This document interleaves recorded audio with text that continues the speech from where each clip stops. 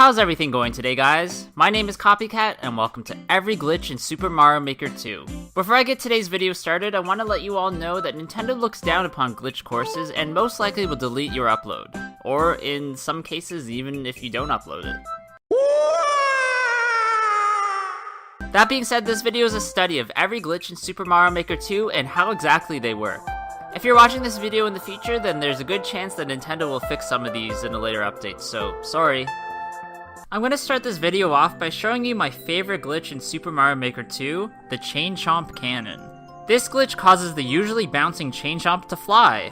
There are a few different ways to do this, but the easiest by far is by placing a Chain Chomp in a 1x4 rectangular launcher with no block set up exactly how you see on screen. Instead of bouncing to the ground like it normally should, the Chain Chomp hits its head on the top block and becomes confused and just starts flying in a straight line. Just to let you know as well, this glitch only works when you're standing behind the Chain Chomps when it gets started, just in case you're trying to implement this in your course. This next glitch involves entering a door at the exact same time as using a power-up, then getting hit by a spiky when you exit on the other side.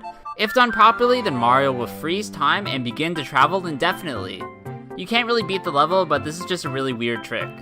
Doing the exact same thing but having the door lead just right over the goal will allow you to move after you've already completed the level. Wahoo! If you cover everything but the top of the flagpole and Mario ends the level, it will look like he's grabbing onto nothing for a second. Also, if you put claws on the flagpole, then this will greatly delay the end of the level and Mario will look really unenthused.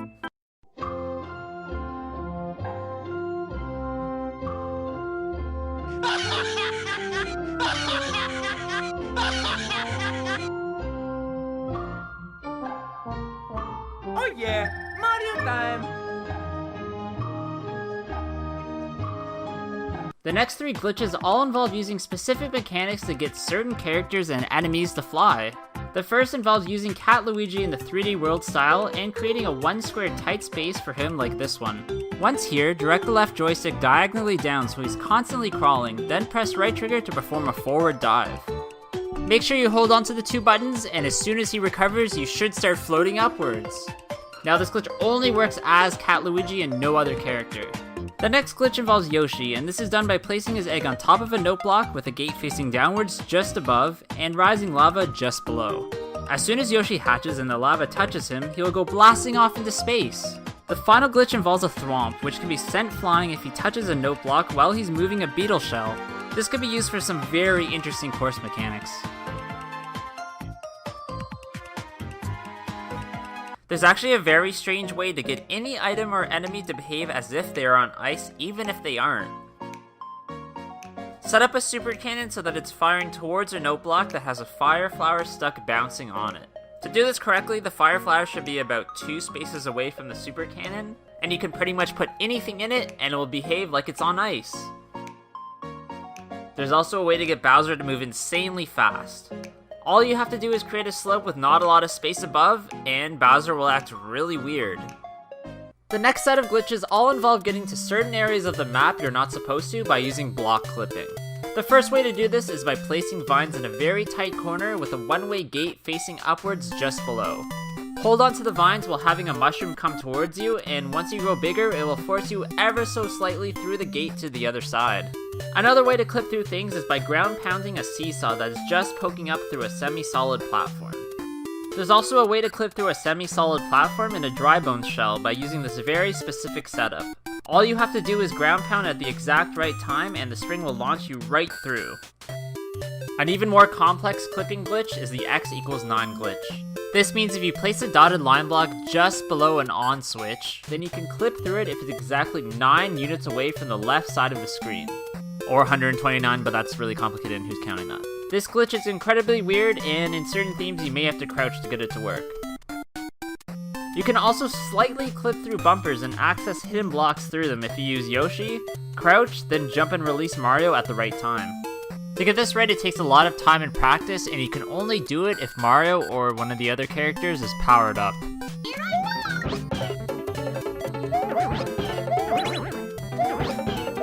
There's another clipping glitch that allows you to travel right through a semi-solid mushroom platform if you put a question mark block in the middle of it with a vine inside of it. Next, ground pound that block, then go through a door to reset the room, and when you ground pound anywhere on the mushroom platform, you should fall instantly right through it. You can also clip fireballs diagonally if you small spin throw at the exact right time. If done correctly, the fireball will travel through the wall, and this can be used for some very interesting puzzles. The final clipping glitch actually involves getting a buzzy beetle through a wall and onto the other side. This can be done by jumping on the beetle and taking its shell towards a 1 square block with nothing above it. All you have to do is hold it there until it wakes up, and if done correctly, it should clip diagonally to the other side. If there's any other clipping glitches I missed, then please just let me know in the comments below. If you place one boom boom on top of another in a confined space, then they will merge into one being and create a boom boom helicopter. I'm not exactly sure why this happens, but it only works in the 3D World game style, and it definitely spawns a really scary foe. Believe it or not, whenever a shell is hit by a spring from above, it will always travel to the left, unless a P block, spring, or POW block is placed or thrown anywhere above it. I have no idea why this works, but it's an interesting glitch that could be implemented in a few puzzles and randomizers. This teleportation glitch is incredibly hard to master, but if done correctly, you'll be able to get Mario into places he isn't supposed to be. The easiest setup is to place a Bill Blaster on a horizontal track with a switch track leading into a curved piece. For some reason that I still can't really figure out, this sends the Bill Blaster, or whatever the object you want to use, flying towards the left side of the screen. If he's positioned in the right spot, then he will teleport with the Bill Blaster to the bottom left destination. You can also use this setup to kill your enemies. For some unknown reason, when you drop an exploding bomb on a conveyor belt, it will still be effective against blocks, items, and enemies, but won't affect Mario. Doing this glitch properly really relies on the distance of the bomb to what it's trying to explode. When fighting Bowser Jr., there's actually a way to glitch him and get him stuck in his shell animation.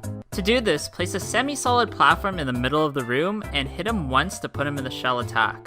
Stand on top of the semi-solid platform and wait for him to recover and jump up. When he does, you'll hit him, making him shell attack again, and if you stand underneath him, he will be stuck in the attack animation. Really, the only way to free him is to just start running somewhere else. If you place a giant lava bubble inside of a Bill Blaster, then place any sort of block just diagonally above the blaster, Mario will take no damage when hit by the bubble. A setup like this could be used with a bomb for some pretty cool puzzles.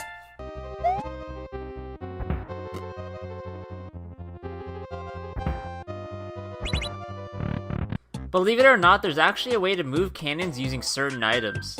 This only works if you hit the cannons from underneath and they aren't affected by enemies for some reason. This only really works in the Super Mario World style, as it's the only one where you can actually flick items upwards, or it will work in others if you use a spring.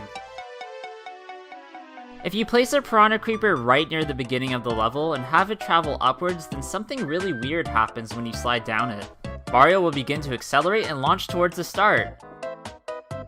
However, this only works in the 3D World style with the power-up Mario and right at the beginning of your level. In the 3D World Mario game style, you can actually make him vanish into thin air. All you have to do is set up 2 warp boxes with the exit leading right over a warp pipe and a solid block just to the left of it. Next, make sure you're powered up as Cat Mario or else this glitch won't work. The idea is to exit the box and immediately enter the pipe and all existence of Mario should disappear. The only problem is you'll actually kind of break the game and you won't be able to press start or anything like that, so you'll have to literally exit and restart the software. As of right now, there's actually 2 really interesting ways that you can get flung across the map. The first can only be done in the 3D World game style by using a thwomp and an exclamation mark box. The idea is to make a certain route with the box so that when you jump on top of the thwomp, then run off it while it hits the block, it will actually launch you incredibly far. The other method, which can be done in the other themes, involves overlapping a steep slope with 2 turrets, forcing them into a space that's extremely tight. On top of the left turret, place a note block with a sideways spring on top of that, and a one-way gate facing downwards. Doing this should cause one of the turrets to glitch and act as a launcher. Now all you have to do is step on it for a split second, then hold right, and you should be thrown incredibly far. Alright, so that's every glitch I could find so far in Super Mario Maker 2. However, there are a few that I left out that actually could break the game or change it in some sort of way where it's unplayable, so I might make another video involving some of those and showing you guys how to do that. If you guys enjoyed this video, then please leave a like. Comment below if I left any really major glitches out that should be in this video, and of course subscribe to my channel. I hope you guys all have a good day, and I'll see you all in the next one. Bye.